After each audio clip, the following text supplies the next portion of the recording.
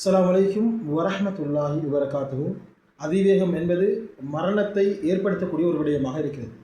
எங்களுடைய நாட்டில் அதிகமாக நாங்கள் பார்வையிடக்கூடிய ஒரு விஷயம்தான், அதிகமான வாலிபர்கள் அதிவேகத்தின் காரணமாக உயிர்களை மாய்த்து கொள்கிறார்கள். இதற்கான காரணம் யார்? முதல் காரணம் பெற்றோர்மார்கள்.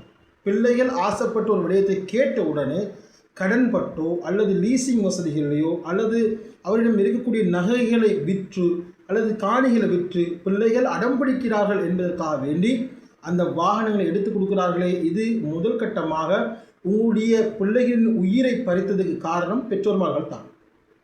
இரண்டாவது எங்களுடைய அரசாங்கம் 17, 18, 19, 20 வயசுகள் சுயமாக முடிவெடுக்க இயலாத வயசுகளில் லைசன்ஸ் அனுமதி பத்திரங்கள், வாகன அனுமதி பத்திரங்களை வழங்குகிறார்களே, இது இரண்டாவது அவருடைய குற்றம்.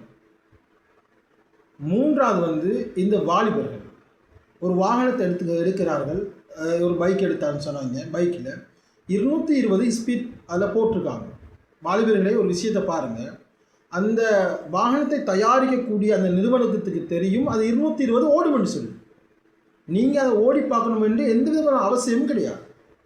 சில வாலிபர்கள் யோசிக்கிறாங்க, நம்ம ஒரு வாகனம் பைக்கில் எடுத்துக்குவோம், வேகமாக ஓடினா தான் அது ஒரு கலசாக இருக்கும், ஒரு அழகாக இருக்கும் என்பதாக யோசிக்கிறாங்க. ஒரு விடயத்தை நாங்கள் உங்களிடம் கேட்கிறோம். நீங்கள் ஒரு வாகனம் ஓடுறீங்க, பல்சர் 200 மொபைல், வேகமாக ஓடும் பொழுது பார்க்கக்கூடிய மக்கள் அந்த வாகனம் என்ன வாகனம் என்று பார்க்க முடியாது. ஏன் 150, 200 ஸ்பீடில் போகும்போது அது என்ன பைக்குன்னு தெரியாது, என்ன கலர்ன்னு தெரியாது, என்ன ஸ்பீடாக ஓடக்கூடிய வாகனம் தெரியாது, யார் ஓடுறன்னு தெரியாது, யாருடைய மகன் ஓடுறான்னு தெரியாது, அது புது பைக்கானு தெரியாது, பழைய பைக்கானு தெரியாது, ஒரு ஆள் போகிறாருன்னு தெரியாது, 2 பேர் போகிறான்னு தெரியாது. ஏன் அவ்வளோ வேகமாக ஓடுறாங்க. இப்போ இவ்வளோ வேகமாக ஓடும் பொழுது அந்த வாகனத்துடைய இவ்வளோ விடயம் தெரியாமல் இருக்க நீங்கள் எதற்காக வேண்டி வேகமாக ஓடுகிறீர்கள்? அடுத்தவங்க பார்த்து அது நல்ல ஒரு பைக்கு அழகாக இருக்குது, இன்னாருடைய மகன் போகிறார், இன்னாருடைய மகன் அறிய வேண்டும்னு சொன்னால் நீங்கள் 40 ஸ்பீடில் பைக்கு எடுங்க, பிரச்சனை இல்லை.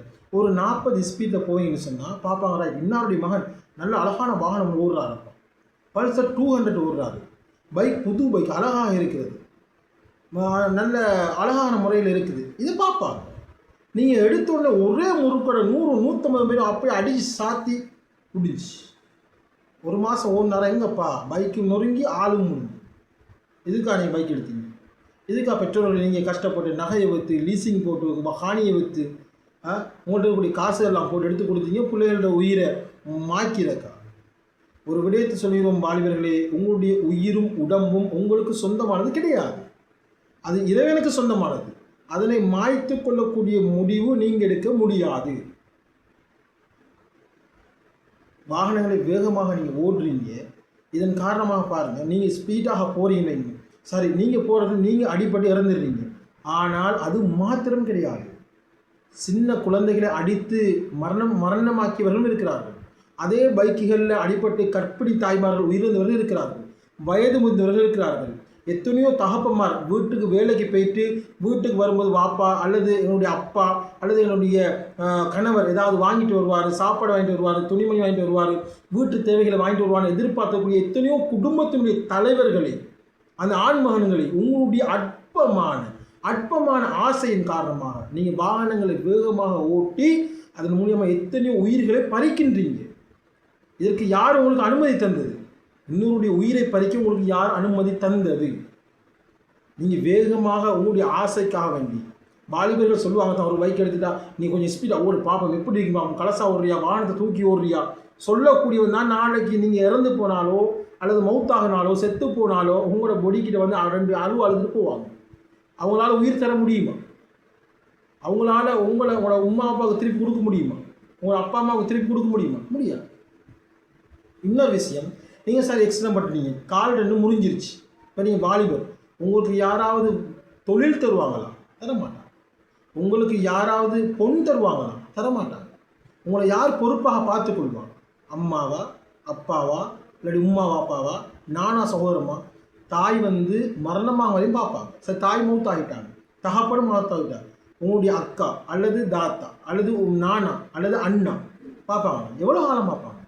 கால் ரெண்டுமே இல்லாது, எக்ஸ்ட்ரம்படி கையும் உடஞ்சிருச்சு. உங்களோட மலம் கழுவது யார் சொல்லுவான்? உங்களோட மலத்தை யார் கழுவுவான்? உங்களை யார் சுத்தப்படுத்தி கொள்வான்? கேவலமான வாழ்க்கை வாழ்வீங்க. அது பிறகு ஏன் அற்பமான ஒரு 2 நிமிட சந்தோஷம்.